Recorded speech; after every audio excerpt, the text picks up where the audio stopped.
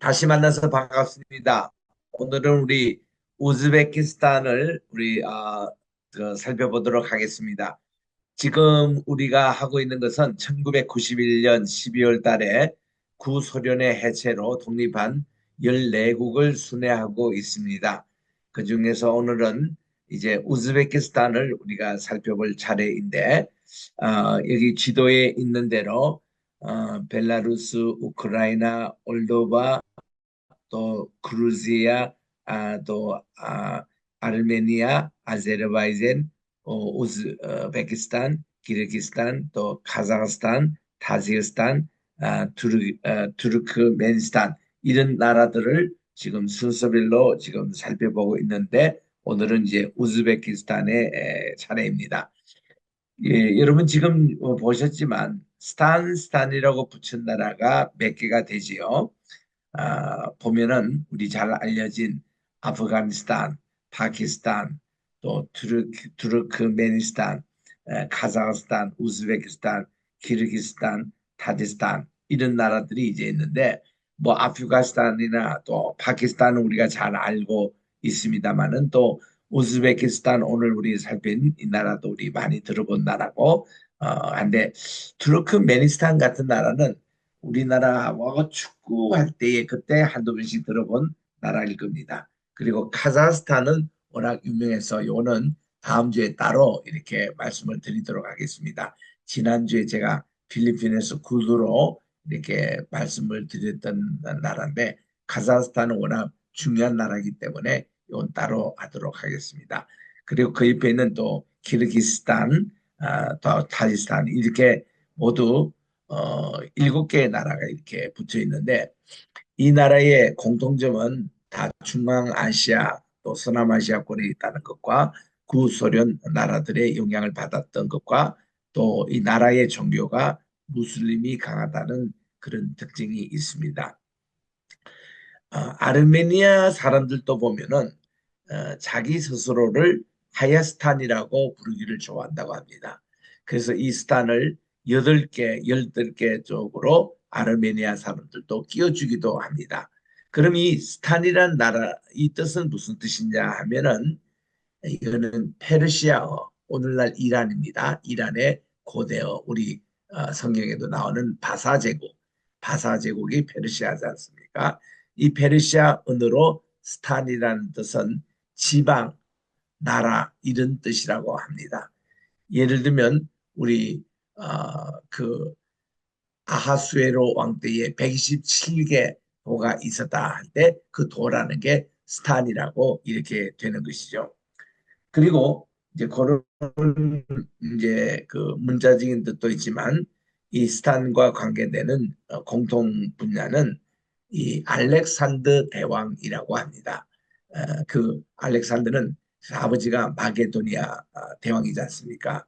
그분이 이제 뒤를 따라서 나라를 크게 발전시킨 분인데 이 그 마게도니아 왕이 자기 아들을 세계적인 인물로 키우기 위해서 그 당시 당대 최고 유명했던 이제 아리스토텔레스 선생님을 가정교사로 모시다고 그래요. 그래서 이 알렉산더가 이제 그분에게 배운 것이 헬레니즘을 배운 겁니다. 아시는 대로 이 헬레니즘이라는 것은 그리스 사람들 그 본토 그 발음이 헬라라고 그래요. 그 그리스 사람을 자기 스스로 얘기할 때 우리 마침 한국 사람을 그저 이 코리아를 한국 사람으로서는 한국말 뭐 한국 사람 이러듯이 그리스 사람을 자기 스스로 부를 때는 헬라라고 부릅니다. 그래서 이 헬라에서 나온 종교 사상을 헬레니즘이라 그러는데 이 헬레니즘은 철저하게 인본주의입니다. 이거 신을 배격한 인간 중심의 그런 이제 사상, 이 헬레니즘인데 이 아리스토텔레스가 이 알렉산더에게 가정교사를 20년 하면서 철저하게 이 헬레니즘을 이렇게 가르쳐 주었습니다. 그래서 그는 이 알렉산더는 헬레니즘을 전 세계 전파하기 위해서 세계 정복을 했다고 그래요. 그래서 이 그만큼 이 헬레니즘이라는 것은 굉장히 아주 인류의 그 하나의 공통 어로 이렇게 작용했던 페르시아 시대 때의 그 언어, 페르시아 언어를 아람어라고 합니다. 이 아람어와 더불어 이 헬레니즘은 전 세계를 이 사상적으로 하나로 묶은 그런 곳인데, 이 알렉산더 대왕이 이쪽 서남아시아와 중앙아시아 쪽을 진격하면서 세웠던 나라들이 다 스탄이라는 용어를 붙였다고 그럽니다. 여기 지금 8개 말고도 2개가 더 있다고 그래요. 10개 나라의 스탄이라고 이름을 붙였는데, 이것이 이제 땅 중심, 아까인 대로 인본주의, 땅 중심 그런 뜻으로 스탄이라고 그럽니다. 자, 거기서 이제 우리 오늘 우즈베키스탄을 우리 시작으로 보는데, 자, 우리 넓은 우리 지도를 다시 한번 보겠습니다. 우리 그 위에 중앙에 보니까 카자흐스탄이 나옵니다. 여기 보니까 이분들의 그 발음이 카자크인데 흐스탄이에요. 카자흐스탄, 이게 그분들의 정확한 발음이더라고요.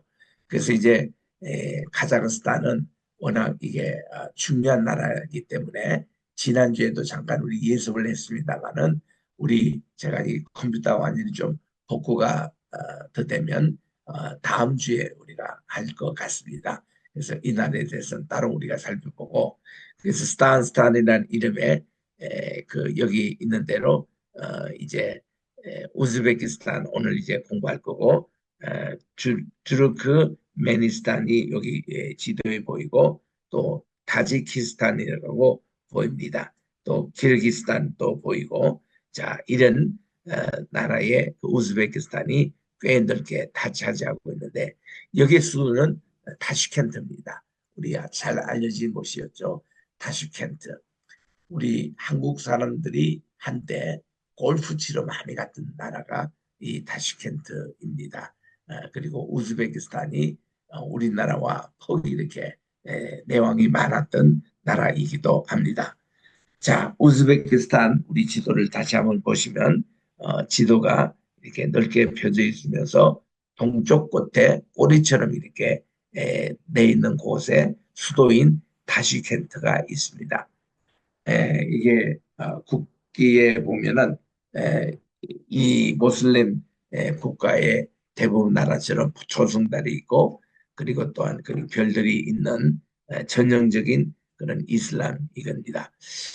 인구는 약 3,300만 정도 되는 약 3,400만 정도 되는 인구를 가지고 있고, 이 나라의 면적은 44만 8 그, 제곱킬로미터 보니까 한반도의 2배가 좀 넘습니다. 그래서 아주 넓은 땅덩어리에 인구는 훨씬 우리보다 적은 3,300 혹은 3,400만의 인구를 가지고 있는 이게 우즈베키스탄입니다. 여기 현재 대통령입니다. 이분은 사프카드 미로 모노피시 또 미르지예프라고, 이분이 54년생이니까 올해로 71가 되시죠. 우즈베키스탄의 2번째 대통령입니다. 2016년에 취임해서 대통령 권한직을 지냈다가 2016년 12월 4일에 실시된 선거에서 출마해서 당선되어 지금까지 이루고 있습니다. 그래서 이 나라가 독립된 지 2번째 대통령으로 지금까지 내려오고 있습니다. 이 우즈베키는 그들이 얘기하기를 자기들은 투르크 기마 민족 출신이라고 얘기를 하고 있습니다. 투르크 기마 민족 하면은 우리 한국하고도 아주 밀접한 관계가 있는 것이죠. 우즈벡의 왕은 이제 한이라고 이렇게 부릅니다. 우리나라의 한나라 또 대한민국 할 때 그 한 같은 말입니다. 또 징기스칸 할 때 칸, 그 같은 것이죠. 그 한이라는 것이 우두머리 또 왕, 지도자 이런 뜻으로도 이렇게 알려지고 있습니다. 우즈벡이란 이슬람을 받아들인 투르크 민족으로서 오그즈한을 말한다고 합니다. 우즈베키스탄에 있는 오그즈 투르크인들은 중동에 진출해서 셀주크 투르크 제국을 건설하였습니다. 나중에 우즈벡한이 이슬람을 받아들이면서 우즈벡이라는 말이 중앙아시아에서는 무슬림을 가르치는 말로 사용되기도 했습니다. 그러다가 점차 이들의 세력이 커지면서 널리 알려져서 오그즈 튜르크라는 뜻인 우즈벡이라는 왕조와 국가의 명칭 그리고 민족의 명칭으로 오늘까지 이르고 있습니다. 14세기 말까지는 이 지역의 사람들을 급착인이라고도 불렀다고 합니다. 이들이 우즈벡이라는 민족명으로 불린 것은 15세기 말에서 16세기 초 무렵으로 추정이 되고 있습니다.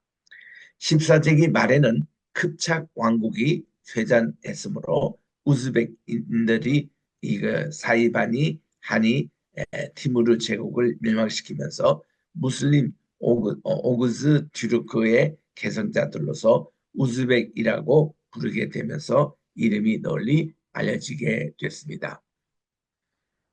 여기 이제 지리와 기후를 보면은 이 동쪽은 키르기스탄 그리고 타지키스탄이 있습니다. 그리고 아프가니스탄이 있고 남서쪽으로는 투르크메니스탄이 있습니다. 북쪽과 북서쪽은 카자흐스탄이 국경을 접하고 있습니다.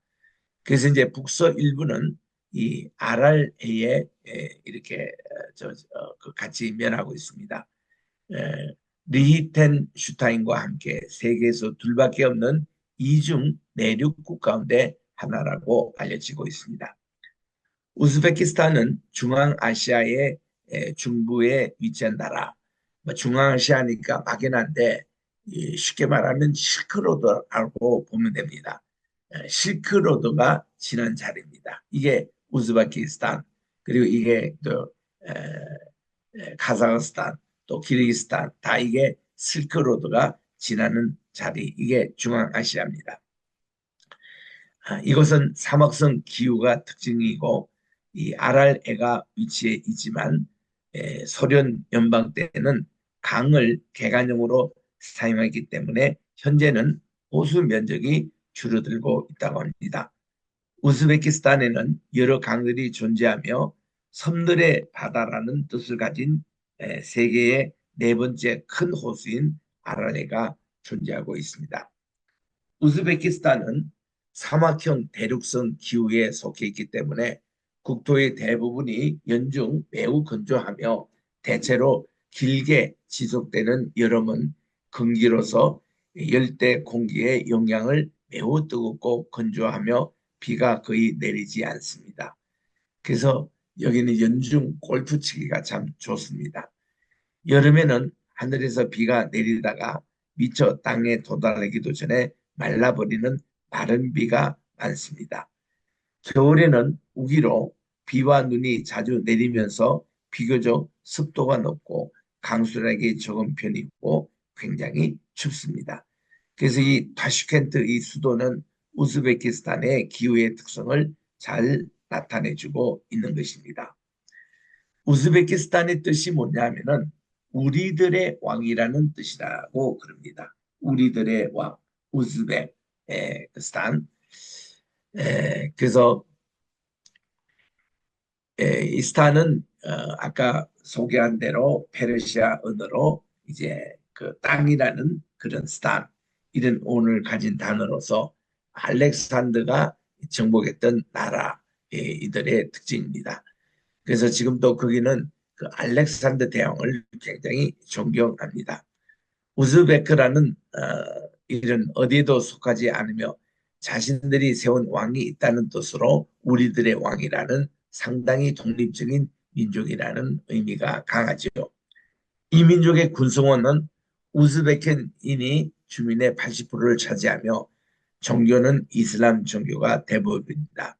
공용어도 우즈베크 언어를 사용하지만 러시아 언어도 통합니다. 1924년에 우즈벡 소비에트 유니온 이 사회주의 공화국이 소련에 병합됐지만 1991년 8월 31일에 독립을 선언하고 현재의 국명으로 계층을 했습니다. 그래서 1991년에는 12월에 독립국가, 아까 14개 독립국가 있죠. 그 연합에 가입을 했습니다. 그리고 1992년도에는 대통령 중심의 민주공화제를 채택했습니다. 중앙아시아, 즉 실크로드에서 최대의 인구를 보유하고 있으며 주요 자원은 석탄, 천연가스, 금, 동, 텅스텐 이런 것이 많이 나옵니다. 그래서 이게 그 카자흐스탄 다음으로 여기에 많은 천연 자원이 주요 자원으로 되어 있습니다. 그리고 면화, 재배와 그 밖에 쌀, 양, 누에꼬치 이런 생산도 많습니다. 천연가스와 석유, 발탄, 구리, 유황의 산출 및 전력도 있고요. 기계 제조로서는 농기구와 방직기, 광역기, 또 화학, 식료품, 공업용 이런 장치들이 나오고 질소, 과린산 비료, 또 식물업으로 유명합니다. 식료품 공업 등등이 발달돼 있어서 많은 한인들도 여기서 기업을 경영하고 있습니다. 타슈켄트 여기는 인구가 220만 정도 되고요. 70%가 우즈벡인입니다. 우리 한인들에게도 굉장히 익숙한 타슈켄트입니다. 여기에 대부분 주민은 이제 우즈베키스탄이지만 러시아인도 13%, 또 타타르인도 4.5%가 있고 고려인도 2.2% 이렇게 많이 살고 있습니다. 그래서 이 타슈켄트 같으면 고려인들이 모여서 살고 있는 아주 그런 촌도 있습니다. 기계 제조 이게 발달됐고 대부분은 면업 사업을 하고 있습니다. 이들의 종교가 대부분이고 저 이스라엘이 대부분이고 기독교가 일부 있는데 러시아 종교인들이 많고 우리 개신교는 극히 일부입니다. 그래서 이 우즈베키스탄은 많은 우리 전도가 필요한 선교가 필요한 곳이라고 할 수가 있습니다. 그래서 여기 좀 문화 축제 이런 것도 우리 타슈켄트에 가면은 많은 공연도 볼 수 있고요. 알렉산드 대왕도 반환 도시다 이렇게 우리나라의 세계 테마 기행 그 프로그램이 있잖아요. 거기서도 그렇게 소제목을 달 정도로 참 여기가 매력 있는 그런 도시기도 합니다. 그리고 자연 환경이 참 좋습니다. 그러다 보니까 수많은 골프장들이 싼 가격에 이렇게 경영되고 있는데 요즘은 좀 주춤을 하고 있죠. 예전에 참 많이 한국 사람이 갔다는 겁니다. 이게 이제 그 우즈베키스탄의 그런 모습입니다. 자, 우리 오늘은요, 제가 특별히 우리 최하영 선교사님이 한 달 반 전에 저에게 오셔가지고 이분이 그때 여기에 종교에 대한 학회에 참석을 했다가 그 이제 저에게 이제 잠깐 들려서 이 특강을 하고 가셨어요. 그때 주신 자료가 너무 참 좋아가지고 오늘 일부를 여러분에게 이제 소개를 합니다. 이것도 이제 이 타슈켄트에 가면은 이 종교의 또 유적지에 대해서 우리 공부할 수 있는데 우리 실크로드를 따라서 유목민에게 나타난 천년의 교회 역사라는 제목으로 이게 우리 지금도 우크라이나 이 전쟁 나고 있는 그곳에서 선교하고 계시는 선교사님의 그 저서 중심으로 우리가 한번 살펴보도록 하겠습니다. 여기 큰 지도에 보면은 여기 여러 가지 이제 도로망이 이렇게 걸쳐져 있습니다. 옛날 고대 사회 요즘 말할 것 없지만 도로가 굉장히 중요했잖아요. 그때는 로마가 세계 중심이었기 때문에 모든 길은 로마로 통한다. 그런 말이 있을 정도로 도로가 로마 중심으로 되어 있었습니다. 그런데 우리에게는 로마 지중해권 그 조그마한 그 지역을 넘어서서 우리 적어도 좀 큰 시야를 본 분들에는 실크로드가 있었던 거예요. 실크로드는 뜻이 뭡니까? 중국에 있는 실크를 수입해 오는 루트였다는 것입니다.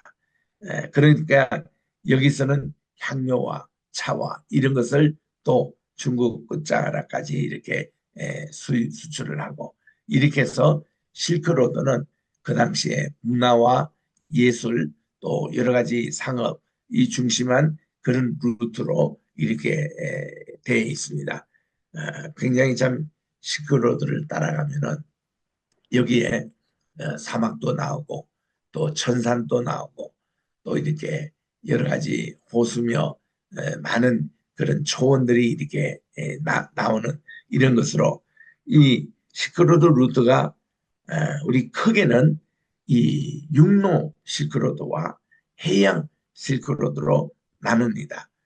이 해양도 보면은 꽤 많은 실크로드가 있었습니다. 여기 지금 첫 번 우리 루트를 한번 보세요. 여기 보니까 우리가 잘 알려진 오늘날 홍해바다입니다.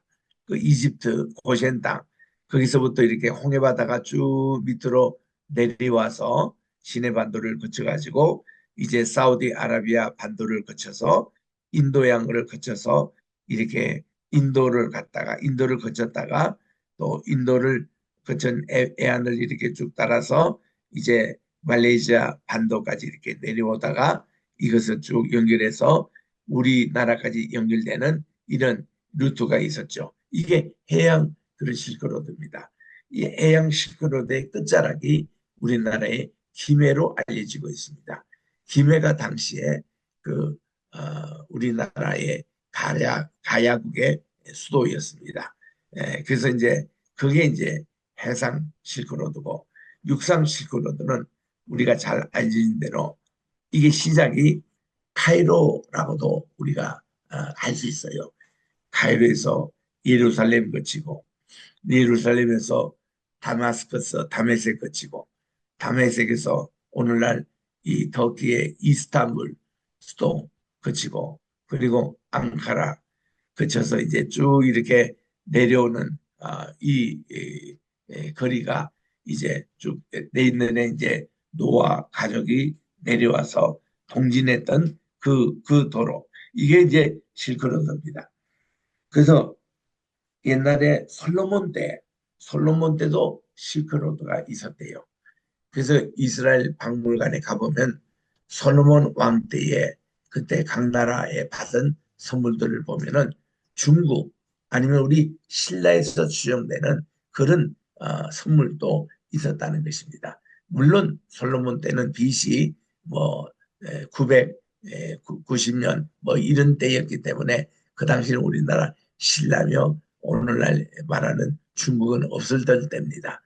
그런데도 그 동방 그쪽에서 온 그런 유물들이 있을 정도로 이렇게 실크로드가 아주 옛날부터 발전이 됐다는 거 보면은 아마 노아의 가족들이 통진하면서 첫 번 실크로드를 만들지 않았겠느냐 그렇게 이제 보게 되는 것이죠. 자, 이때 이제 우리가 그 눈에 띄는 분이 도마입니다. 이 도마가 제일 먼 땅끝 이 아시아권 우리 한국, 중국, 일본까지 온 게 된 그런 것으로 우리가 추정이 되는데 예수님 부활 승천하시고 나서 이제 사도 바울이 이제 예수님의 12사도가 된 이유입니다. 그때 이제 그들이 예루살렘 공회가 사도행전 15장에 열리잖아요. 공회 열리기 직전에 그들이 이제 세계로 흩어지면서 제비를 뽑았대요. 그래서 이제 예수님이 땅끝에 이르러 내 정리되라 이런 말씀인데 이런 말씀에 순종해 가지고 이 제자들이 그들이 이제 제비를 뽑아서 12방향으로 이렇게 방향을 정해서 땅끝 선두교를 이제 하기 시작했다는 겁니다. 이때 예를 들면 베드로는 로마까지 가는 게 자기 땅끝이었대요. 그리고 안드레는 오늘날 구소련권 이렇게 여기까지 오는 게 자기 땅 것이었고 그렇게 이제 다 됐습니다. 그다음에 이제 빌립은 이제 저기 그 오늘날 모카 섬이라고 하는 이 터키 남쪽 지역 그쪽으로 가는 게 이제 골이었고 또 이제 마가는 예수님의 직접 제자는 아니었습니다만은 그는 알렉산드리아 가는 게 자기의 땅끝 선교였는데 이렇게 이제 다들 정하는데 두 지역만은 이제 제비로가 아니라 이거는 자원을 했어야 됐습니다. 서쪽 끝, 맨 끝이 뭔가니 지중해 맨 끝자락이 스바나라고 알려졌습니다. 스바냐가 오늘날 스페인입니다. 스페인까지 선교하는 것은 사도 바울이 자원을 했다고 그래요. 그래서 이 바울은 이제 그가 고린도에 있을 때에 로마에 있는 교회에 편지를 썼습니다. 자기의 선교 목표는 서쪽 땅끝인 스페인이기 때문에 스바나의 그 선교를 이거를 로마 교회에서 좀 후원해 달라고 그렇게 쓴 것이 로마서입니다. 그 로마서에서 바울 자신을 소개하고 자기의 또한 신학을 소개하고 복음이 어떻다는 거, 믿음이 어떻다는 거 이거를 간략하게 그렇게 정리해서 로마에 있는 교회가 그때 로마에 있는 교회는 그 이제 브리스길라와 아굴라가 목회하고 있었던 교회일 겁니다. 거기에 이제 베베라는 집사님 이분은 바울의 제자로서 그분이 이제 그 고린도와 가까운 곳에 목회를 하고 있었는데 이분을 특별히 보내서 이제 그 복음을 이제 로마에 전하는 것이 로마서가 된 건데 그게 보면 스페인에 이제 자기가 복음을 전하는데 그게 후원교회가 되어달라는 것이죠. 그래서 바울은 이 스페인까지 가기 위해서 또 로마에 가서 황제의 복음을 전하려고 그가 죄수의 몸으로 사형 언도를 받고 받는 자는 그 황제 앞에 변론을 할 수 있으니까 그래서 그는 그렇게 황제에게 복음을 전하기 위해서 죄수의 몸으로 로마에 갔지만 그가 잠시 풀려났을 때에 아마도 그가 스페인까지 가지 않았겠느냐 그렇게 주장하는 학자도 있을 정도로 스페인이 바울의 바로 선교지였습니다. 한편 제일 먼딴 것이 어딘가 하면은 뭐 사도도 다 압니다. 동방 끝자리예요. 동방 끝자락은 이거는 뭐 어디까지인지 그 당시 정확한 정보가 없었습니다. 기껏해야 동방하면은 그 당시 인도 가는 게 아니겠습니까? 인도도 이게 그 당시 지중해 문화권에 있을 때에 인도가 어떻게 가는지를 잘 몰랐습니다. 뭐 그래서 우리가 그이 콜럼버스가 사실은 인도를 찾아가지고 대서양을 거쳐가지고 쭉 가다가 이제 인도인 줄 알고 이 아메리카에 도착을 했을 때 거기서 인도라고 붙였었거든요. 그래서 그렇게 잘못된 정보죠. 그래서 이 콜럼버스는 죽을 때까지 그곳이 인도인 줄 알았답니다. 그래서 미국에 사는 토착민들 이게 아메리칸 네이티브라고 그러는데 이거를 그 사람들 잘못된 정보로 백인들이 인디언이라고 적고 그래요. 그래서 아메리칸 인디언이라 이렇게 얘기 자꾸 합니다. 자 이렇게 얘기하면은 두 사람들이 기분 나쁘죠. 미국에 있는 본토민들이 기분 나쁘고 왜 자기들이 왜 인디언이라고 얘기하는지. 두 번째는 진짜 인도 사람이 기분 나쁘죠. 아 자기들이 인도 여기 살고 있는데 엉뚱한 데 가가지고 인도 사람이라고 하니 그래서 그런 이제 얘기가 있을 정도로 그 인도라는 개념이 이게 나폴 이 뭡니까 콜럼버스 때도 1492년이에요 그때가 이때도 잘 모를 때입니다. 근데 초대교회 때 이거 인도가 어디 있는지 어떻게 알겠습니까? 그런데도 그들이 이제 페르시아의 그 당시 세계권이 있었기 때문에 인도를 알았죠. 왜냐하면 페르시아의 속국으로 인도가 그 당시 있었으니까 우리 에스더스에 보면은 아수르 왕 때에 127개 도가 있는데 그게 거기 나일강 이집트부터 시작해서 저 인도까지 이르는 그런 방대한 지역이라고도 나옵니다. 그래서 이런 내용이기 때문에 그 인도가 어디지는 대개는 알지만은 거기까지 선교 간다는 것은 굉장히 아주 참 힘든 것으로 다들 알고 있습니다. 근데 문제는 인도까지는 간다고 합시다. 근데 육로를 통해 가지고 중국으로 간다. 이거는요, 너무나 힘든 겁니다. 왜냐하면 네팔에 있는 바로 이 히말라야 산맥을 건너야 되기 때문에 그렇습니다. 그래서 그 당시는 일부가 이제 그 어떤 카트만두를 통해서 이제 중국 쪽으로 갔지만 육로로 그렇지만 그 당시는 이게 해상을 따라서 이 중국으로 많이 갈 때였습니다. 그래서 또 중국은 중국이지만 우리 한국 한반도가 중국의 끝자락이로 그 당시 생각했던 거거든요. 그리고 한국을 넘어서 일본까지 가서 정착하겠다. 이거 많은 우리 그 당시 저 상인들이며 또 이 침략자들이 일본까지 간 흔적들이 나오거든요. 그래서 이제 이런 먼 여정의 길이 동쪽 단 것이었습니다. 근데 이 동쪽 땅끝 선교사가 바로 사도 도마가 된 거예요.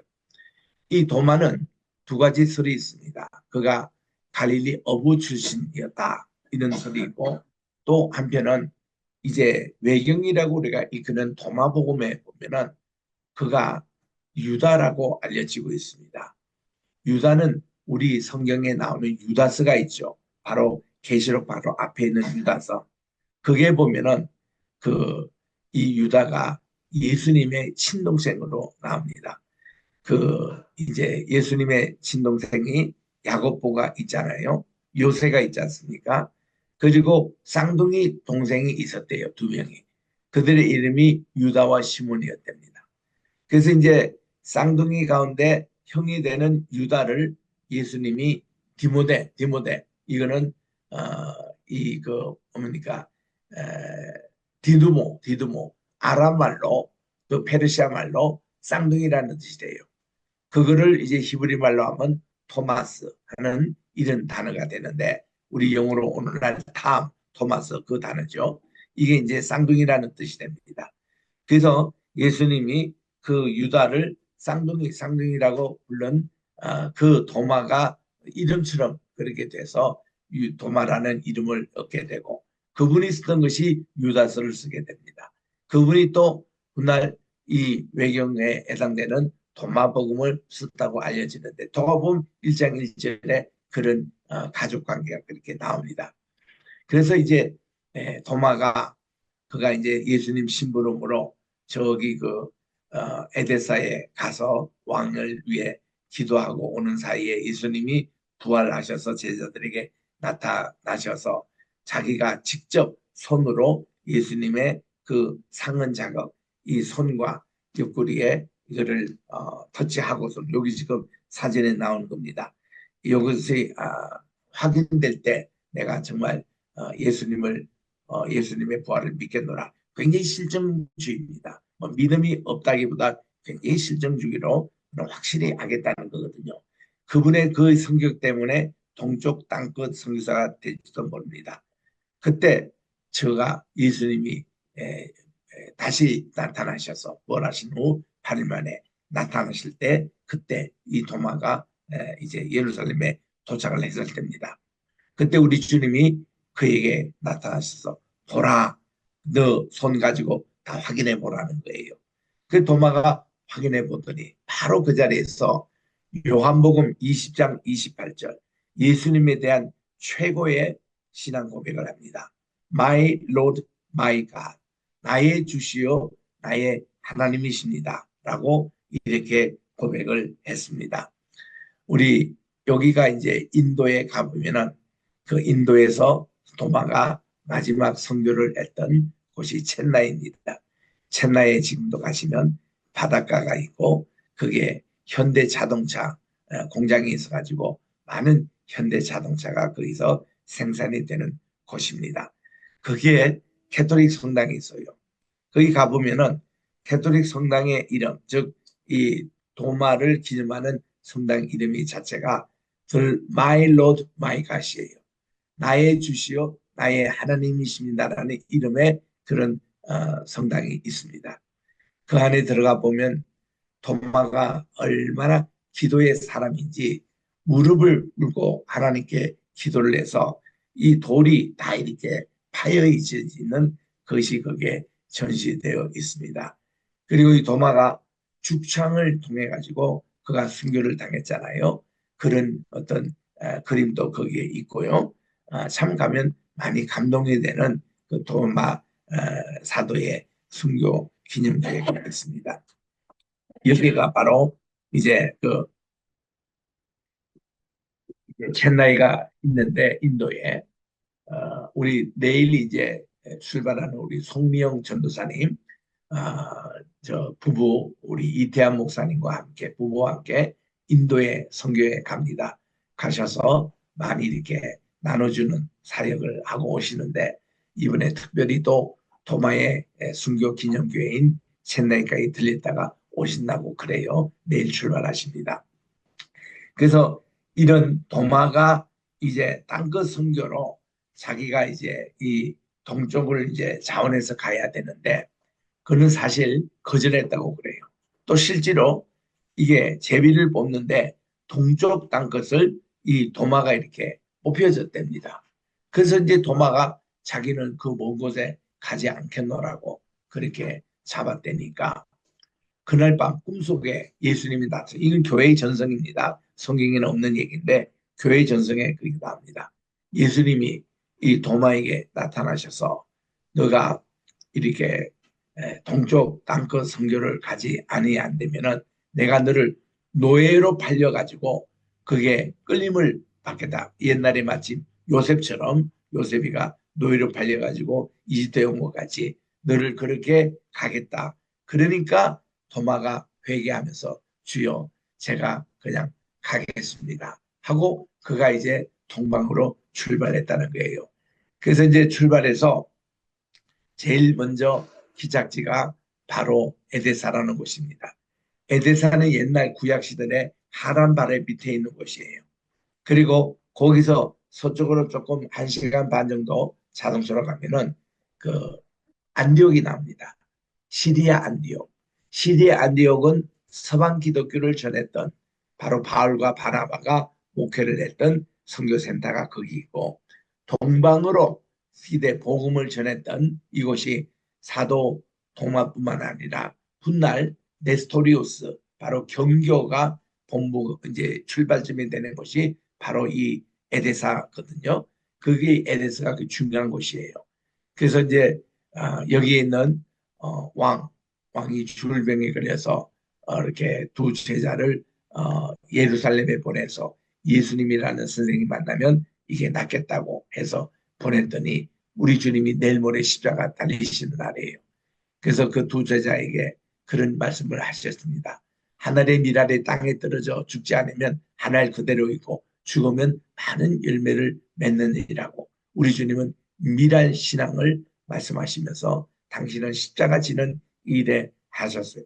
그래서 우리 주님이 도마에게 너가 좀 가서 기도해주고 오너라. 그래서 예수님이 십자가에 처형되시고 그때 이 도마가 이제 그 에데사에 가서 왕을 위해서 기도하니 왕이 나았습니다. 그래서 도마가요 예수님이 부활하신 그날에 거기 참석하지 못하고 자기가 다시 예루살렘 복귀했는데 그때 이제 제자들이 우리가 부활의 주를 만났다. 그러니까 자기는 직접 손을 이렇게 만져봐야 되겠다. 그랬는데 우리 주님이 8일 만에 주일 아니고 월요일 아침 그 다음 월요일 아침이죠. 나타나셔서 도마에게 때 도마는 정말 최대 신앙 고백을 하나님을 그 예수님을 하나님으로 고백한 거예요.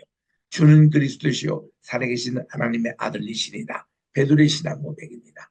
그런데 이 도마는 바로 하나님이 마일롤이라는 퀴로스라는 뜻은 그 황제에게만 쓸 수 있는 칭호였습니다. 그리고 마이가 나의 하나님이십니다. 하나님이라고 신앙 고백한 최초의 인물이 도마예요. 이런 도마가 이제 동방 땅끝 선교사가 돼가지고 인도에 온 것이 47년도쯤 왔다고 그래요. 그래서 인도에는요, 지금도 가보면은 세인트 토마스, 도마 교단이 있습니다. 도마가 AD 50년경에 이 세웠던 교단이 세계에서 제일 오래된 교단 가운데 하나죠. 그게 인도에 있습니다. 그리고 거기 출신들이 미국까지 유학 오셔가지고 저와 같이 공부한 사제가 있어요. 그런 성직자가 있습니다. 그 자기는 도마 교단에 거기 오셨다고 얘기하더라고요. 그래서 이 도마가 이제 인도에서 선교한 것은 틀림없는 사실입니다. 그리고는 이분이 이제 그 도마가 복음을 전하여서 이제 아시아까지 이렇게 전파되는데 그분이 그 복음을 전했던 루트를 따라서 훗날 경교가 이제 와서 또 복음을 전했던 루트를 오늘 중앙아시아에 있는 선교사님들이 연구를 하고 계시는 거예요. 그래서 다음 주도 우리가 김상길 선교사님에 대해서 말씀을 드릴 텐데 거기 중앙아시아 경교가 많이 번성했습니다. 거기에 대한 지도와 거기에 대한 설명이 지금 여기에 나옵니다. 자, 이들이 주로 실크 로드를 통해서 경교가 많이 전해졌다는 사실, 그리고 도마 이후에 경교가 이 루트를 따라서 복음을 전했는데 우리 한반도 관계되는 것만 해도 이 도마가 우리 한반도 땅 끝자락에 온 겁니다. 이유는 뭔가 하니 그 당시 사도들은 잃어버린 유대인들 찾으러 온 거예요. 그런데 그때 이미 한반도에는 그 사만 시대 때 그때는 이 이스라엘에서는 중간기 시대였습니다. 중간기 시대라는 게 인터테스타멘털 피어리다 그러는데 구약과 신약의 중간기 시대 400년이 있었죠.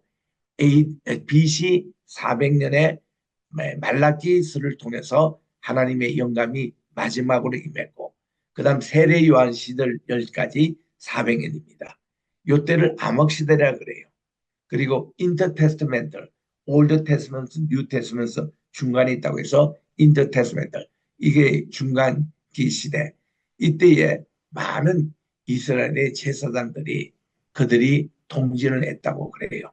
그래서 이제 동쪽으로 이동했던 그런 이제 그들이 북왕국이 멸망될 때에 열 지파가 통진을 했습니다.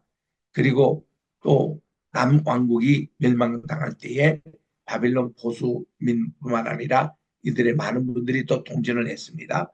그래가지고 이 통진한 형제들이 어디 갔을까? 그들이 중국에도 갔고 일본에도 갔고 한국에도 왔거든요. 한국에서 오신 분들이 이게 이제 사만시대 때에 많은 제사장들이 오시게 된 거예요. 그래서 우리나라에 오셔가지고 소도를 이렇게 만들었습니다. 소도가 도피성이라고 그러죠. 레퓨지. 그래서 우리 조국근 목사님이 이 도마박물관에 가보면은 이분이 특강을 하시는데 그때 많은 그 제사장들이 우리 한국에 와서 이렇게 우리 개명까지 해가면서 박신혜, 김신혜, 이신혜, 윤신혜 이런 성들의 안에 들어와서 보면은 제사장들이 그렇게 있었다는 거예요. 그래서 그런 언제까지도 사만시대 때 있어서 이들이 소도를 이렇게 세우고 있는데 소도라는 게 우리나라 그 고등학교 역사 교과서에도 나옵니다. 그것이 이제 도피성으로 알려졌고 꼭 이스라엘의 그와 꼭 같은 것으로 이렇게 소개가 되고 있습니다.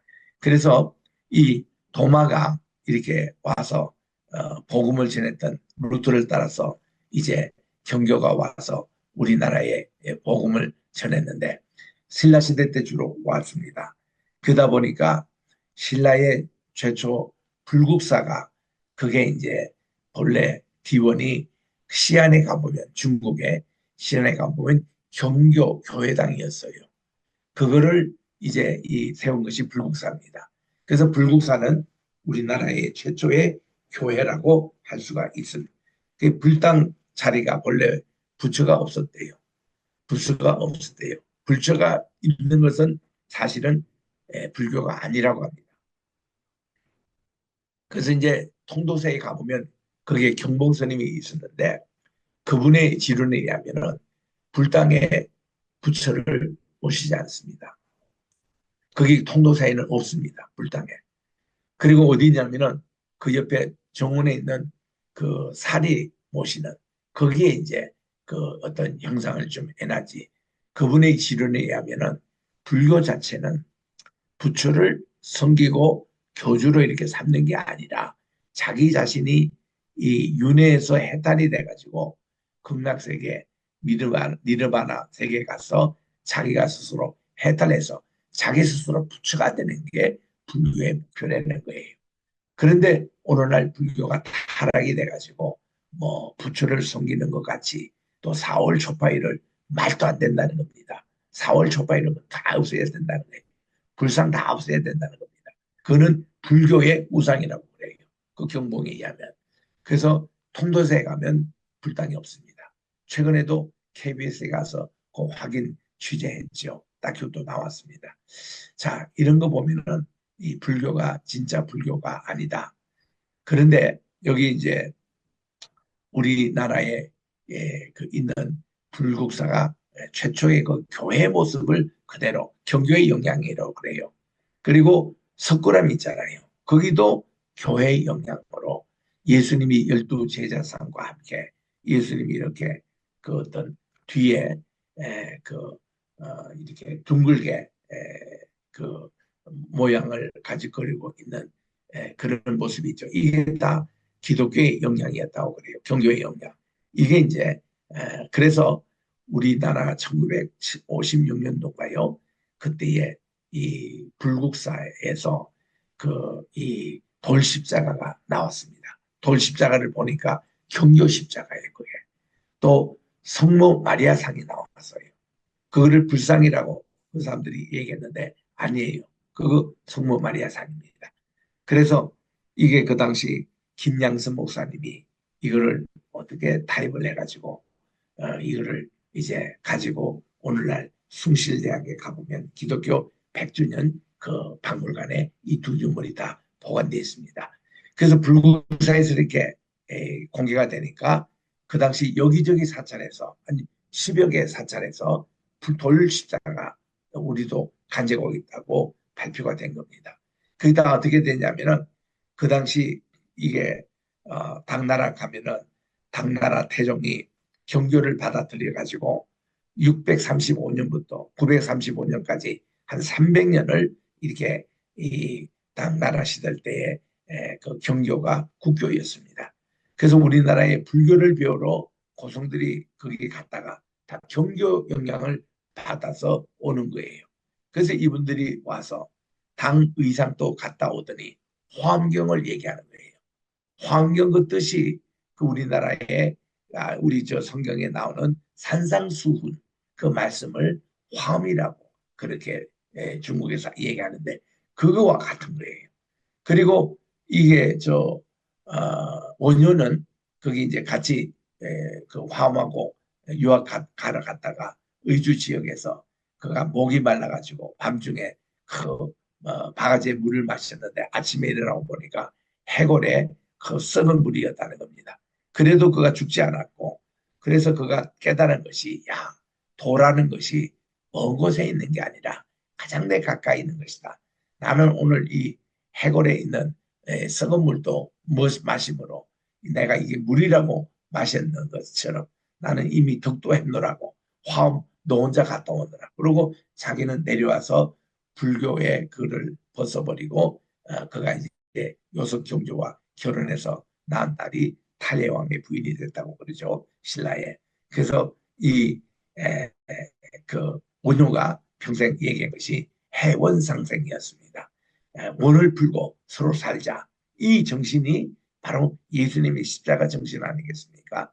그래서 그 당시 불교와 경교의 그런 내에서가 굉장히 비슷한 점이 많았습니다. 그래서 이런 것을 특별히 연구를 중앙아시아 통해서 경교가 어떻게 전달됐는지 이런 걸 지금 연구를 많이 하고 있는데 여기 지금 도마 얘기와 터툴리안 얘기와 아다이 교부들의 얘기를 이렇게 분석을 하면서 지금 이렇게 쭉 나오고 있는 내용들입니다.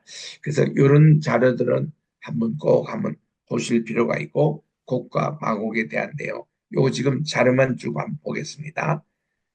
제가 알기로는 우리 여기 브라이드 TV에서도 이 자료를 갖고 있는 걸로 알고 있는데, 우리 네스토리우스입니다.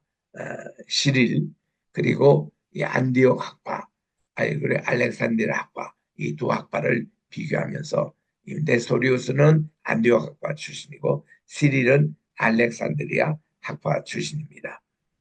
그래서 네스토리우스가 이런 자료들을 한번은 보시면 좋겠습니다. 제가 쭉 그냥 이것만 도표만 띄워드리고요.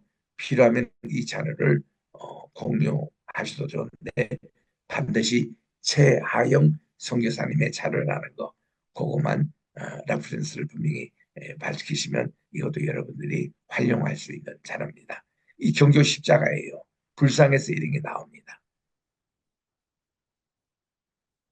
그래서 이게 대진 경교, 이게 경교 유행 중국비, 이것이 781년에 이 세워진 건데, 이거 635년에 어떻게 경교가 이게 당나라까지 온 것인지, 그에 대한 과정을 쭉 줍고 있는데, 여기서 대진이라는 게 페르시아입니다. 페르시아에 있었던 그런 경교 네스토리우스가 어떻게 여기 중국까지 와게 되는가, 그런 이제 자료들입니다. 이게 경교 십자가, 요 돌 십자가가 경주 있는 불국사에서 나왔습니다. 그래서 지금도 현재 불국사의 주지 스님이 되시는 그분도 다 이거를, 이 사실을 인정하고 있습니다. 이게 옛날에 교회당이었다는 거, 그것을 인정하고 있습니다. 요 성모 마리아 상이 바로 불국사에서 발견된 거예요. 그래서 이제 어떤 과정을 거쳐서 이렇게 요 돌십자가 하고요, 이렇게 나옵니다. 자, 그래서 이런 자료들이 있기 때문에 여러분들이 관심 있는 분은 한번 이 책을 구입하셔서 자세히 살피면 좋을 것 같습니다. 그래서 우리나라에 또 경교가 왔다는 것. 그래서 이제 에, 이인수 감독이 있습니다. 그분이 지난 1월 달, 작년 1월 달이죠. 요맘때에 우리가 그 사우디아라비아에 가서 이제 라오즈산에 다 탐방을 하고, 또 옛날에부터 한 1500년 동안 시내산이라고 캐톨릭에서 알려진 시내 반도 있는 시내산에도 가서 양쪽 다 우리가 탐구를 했습니다. 그리고 이것을 SBS를 통해서 부활절 때 이거를 방영을 했어요. 그래서 우리 공영방송에서 기독교적인 문제를 가지고 이렇게 나왔던 것으로 아주 센세이션을 일으켰는데, 그때 이제 저는 사우디아라비아 쪽이 맞다는 주장이었고, 이일호 교수는 저 여기 시내 반도에 있는 그 옛날에 갔던 그 산이 맞다고 주장했던 그 내용인데, 그거를 이제 서로 비교하는 그런 내용의 그 다큐였습니다. 그래서 그게 반응이 좋아가지고 SBS에서도 또 기독교 이거를 다루는 것을 다큐를 하나 만들어 달라 해서 또 인수 감독이 또 저를 찾아오셔가지고 이게 사도 도마가 우리나라에 온 요것을 우리 또 다큐하면 좋겠다. 그래가지고 이제 저하고 또 대구에 아주 여기 참 아주 저명하신 우리 전재규 장로님, 이분은 대신대학교 총장도 하시고 그랬던 분인데, 이분과 함께 제가 또 출연해서 방송이 이제 다 완성이 됐어요. 그 지금 편집 중인데, 요번 2월 16일 날 주일날 7시 45분에 첫 번 방송이 나오고요. 그 다음 2월 23일 날 두 번째 방송이 나옵니다. 거기에 이제 땅끝 선교사 사도더마 한반도에 오다, 이런 어떤 부제를 가지고 이제 하는데, 꼭 한번 여러분 보시기를 바랍니다. 그게 이제 여기 내용이 많이 나옵니다. 그래서 이 경교가 몽골에 가서 징기스칸 가족들을 어떻게 구원하고 복음을 전해졌던 내용이 다 나오고요. 원나라 때에 또 마지막 청나라 때에 이 경교의 흔적이 또 어떻게 있다라는 내용들이 다 이렇게 기록되어 있습니다. 그래서 여러분들 요 자료 저도 좀 시간이 나면은 요거에 대해서 계속 좀 강의를 하고 싶은데 제가 좀 시간 나는 대로 중요한 부분만이라도 계속 좀 강의를 하도록 하겠습니다. 오늘 여기까지입니다. 네, 다음 주는 우리 카자흐스탄에 대해서 말씀을 전하겠습니다. 자, 여러분 자유 대화 시간입니다.